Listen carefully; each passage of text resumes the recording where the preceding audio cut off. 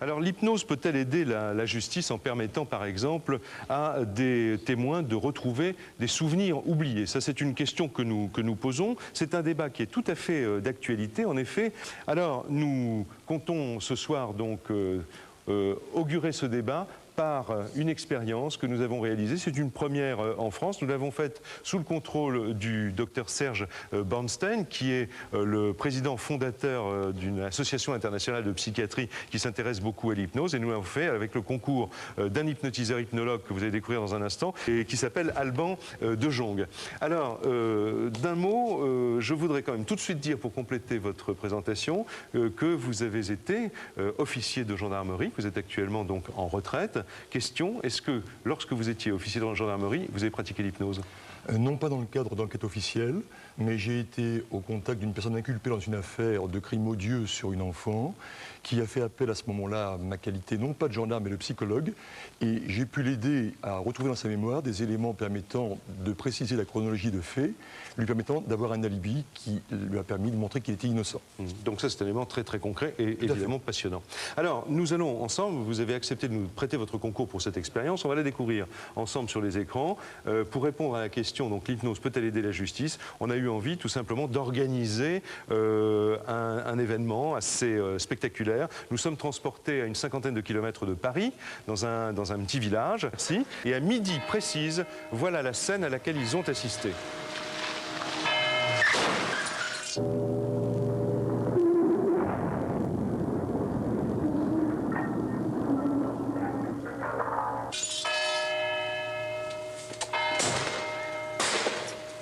Alors, ils ne savaient évidemment pas que ce personnage allait sortir comme un diable de cette voiture en tirant des coups de feu.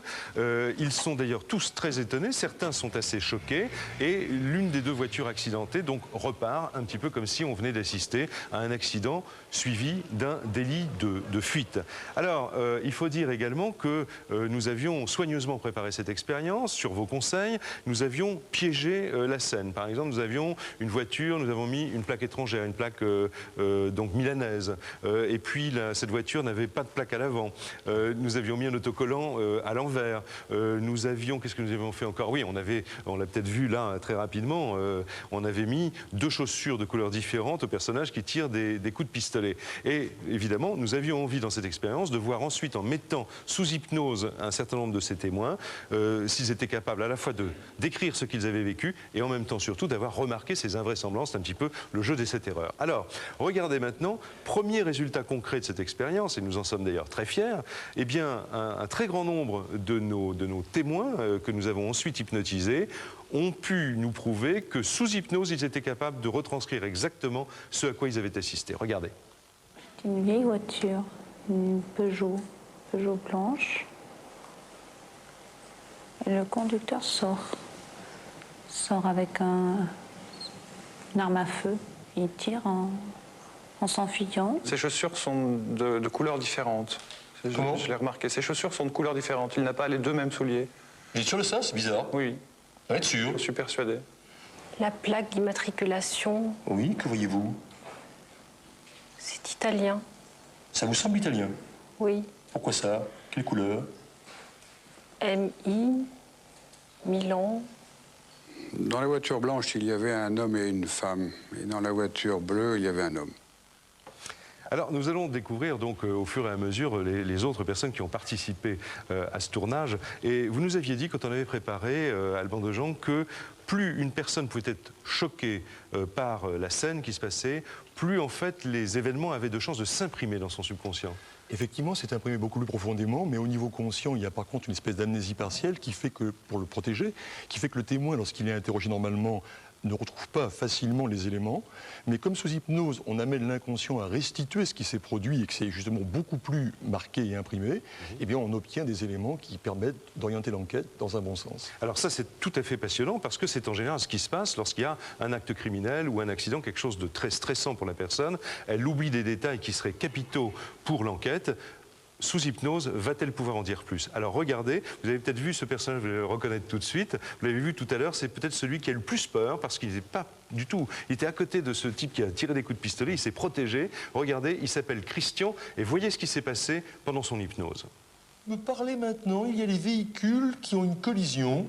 Vous les voyez, ces véhicules. De quel véhicule s'agit-il? Vous pouvez parler sans difficulté.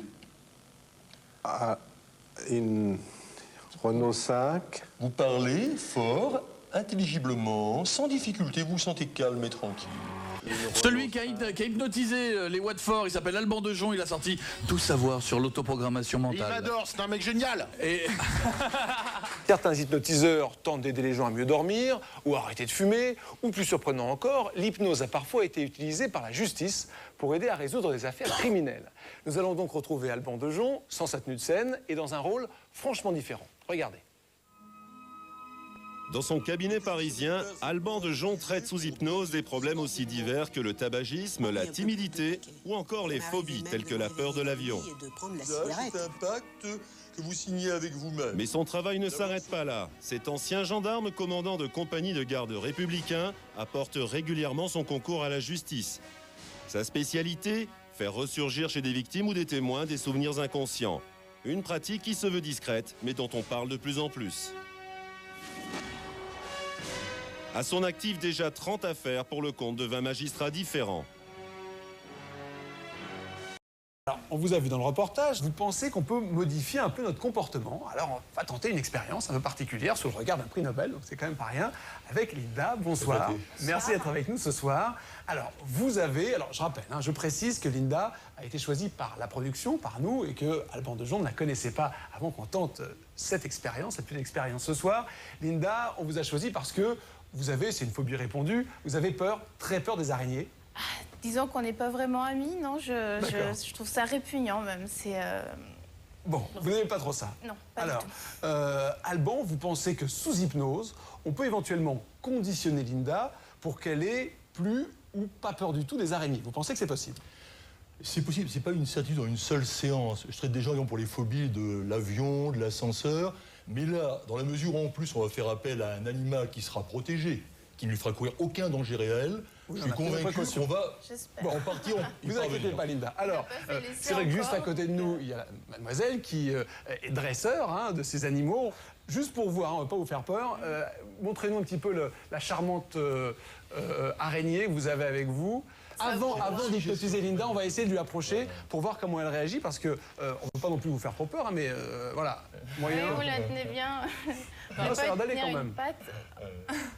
Pas plus près. Pas plus près. Monsieur. Non, pas trop, non. Bon, très bien. Alban, à vous de vrai. Maintenant, on va vous laisser travailler. On vous laisse faire, on vous regarde. Voilà, très bien. On vous laisse travailler. Bien, tout d'abord, Linda, vous êtes d'accord pour être hypnotisée? Je suis d'accord. Ceci étant, je vais vous inviter à vous lever. Je vous remercie. Vous allez me regarder simplement. Voilà. Vous allez joindre les pieds. Je vous regarde. Merci. Je passe ma main devant vos yeux, les paupières vont s'alourdir, s'apesantir, elles deviennent très très lourdes, elles se ferment lourdement, lourdement, lourdement, lourdement, pesamment, et elles se collent. Elles se collent, elles se collent très fortement. Elles se collent très fortement. Linda, dormez, Linda, dormez, dormez, Linda, dormez. Vous dormez profondément. Les paupières se collent irrésistiblement, plus lourdement. Et vous vous sentez merveilleusement bien, extraordinairement bien. Elles vont se coller encore davantage. Elles se collent très agréablement. Les yeux vont se révulser doucement sous les paupières. Je vais compter de 5 à 0 et on va placer maintenant l'amygdale sur vous. Et c'est très agréable. Et à 0, vous pourrez soulever les paupières. On vous la pose sur vous, elle va se promener, vous sentez bien. C'est agréable, c'est comme une peluche qui se déplace, une peluche télécommandée. Et vous allez maintenant, à 0, vous soulever, vous la verrez sur vous, il n'y aura aucune appréhension. C'est très très agréable. 5, 4, 3, 2, 1, 0. Vous allez soulever les paupières et vous vous sentez bien. Regardez, ça se promène sur vous, c'est très amusant. C'est comme une peluche, c'est très amusant, c'est amusant. Regardez, c'est amusant. C'est amusant. Regardez comme c'est amusant, c'est amusant. Regardez, vous pouvez juste placer un petit doigt dessus. Regardez, placez un petit doigt, vous caressez. Vous la caressez, vous voyez, voilà, vous ne faites aucun mal. Elle est fragile, hein. Elle est fragile, elle est fragile. Vous voyez, c'est amusant, c'est agréable. Dans un instant, vous allez vous relever, vous êtes totalement réveillé. Levez-vous, Linda. Levez-vous, on se sent bien, non, non, il n'y a aucune inquiétude. C'est décoratif, c'est très agréable. Vous voyez, c'est bien. Voilà. Vous voyez, vous n'auriez pas à penser en temps normal que vous pourriez avoir ça sur vous. Non, mais... Très bien, vous voyez, voilà.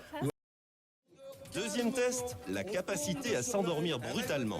À partir de ce moment-là, le spectacle peut commencer. Il va durer plus de 3 heures et jamais l'hypnotiseur ne cessera de parler. Première démonstration, un classique du genre. D'abord cette demoiselle, voilà, hop, vous dormez, les paupières se ferment lourdement, vous fermez les poings, mademoiselle, s'il vous plaît. En quelques minutes, 3 jeunes filles choisies par l'hypnotiseur vont devenir complètement rigides. Et dans un instant, on va vous soulever, votre corps va devenir raide comme un bloc d'acier, les bras deviennent raides, la nuque se raidit, et on va m'aider à vous soulever, Pascal va m'aider, on prend sous les jambes, le corps devient une planche de métal, encore plus raide, les deux jambes. Un bloc raide, un bloc de métal, les poings bien fermés, le corps se raidit. Il est possible, en tout cas on peut le supposer, que ces jeunes filles simulent pour simplement jouer le jeu et ne pas décevoir l'hypnotiseur. Plus solide. Montez, monsieur, un bloc d'acier, un bloc de métal. Mais comment expliquer alors qu'elles parviennent à supporter le poids de ce jeune homme? Il suffit peut-être de contracter ses muscles, et pourtant ces jeunes filles ne donnent pas vraiment l'impression de faire beaucoup d'efforts. Impossible de plier.